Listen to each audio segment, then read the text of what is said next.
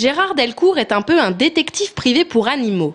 Cet ancien inspecteur de la SPA qui habite depuis peu à Blois a une obsession, la recherche des animaux qui ont été enlevés ou qui ont fugué.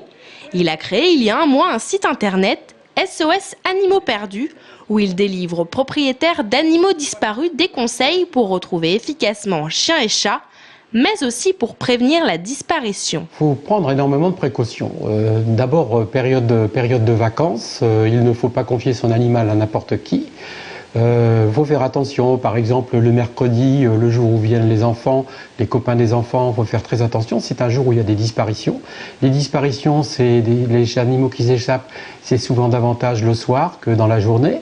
Il y a une multitude de conseils qui sont donnés de façon à ce que chaque personne puisse trouver son emploi, son mode d'emploi. Et si votre animal a tout de même eu l'esprit voyageur, à Tours et dans 7 communes environnantes, 9 agents municipaux du poste de désinfection effectuent des patrouilles pour ramasser les animaux errants. Plus de 1000 bêtes sont retrouvées chaque année, dont 550 chiens et chats.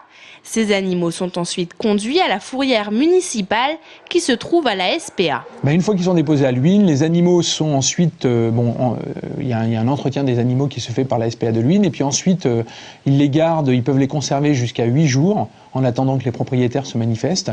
Et si au bout de 8 jours les propriétaires ne se sont pas manifestés, à ce moment-là, l'animal est considéré comme perdu et donc il est remis définitivement à la SPA.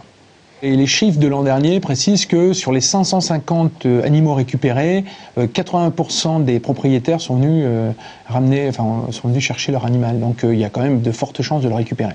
En cas de perte ou de vol, les propriétaires peuvent signaler la disparition de leur animal à la mairie de Tours. La recherche sera plus facile si l'animal est tatoué ou pucé.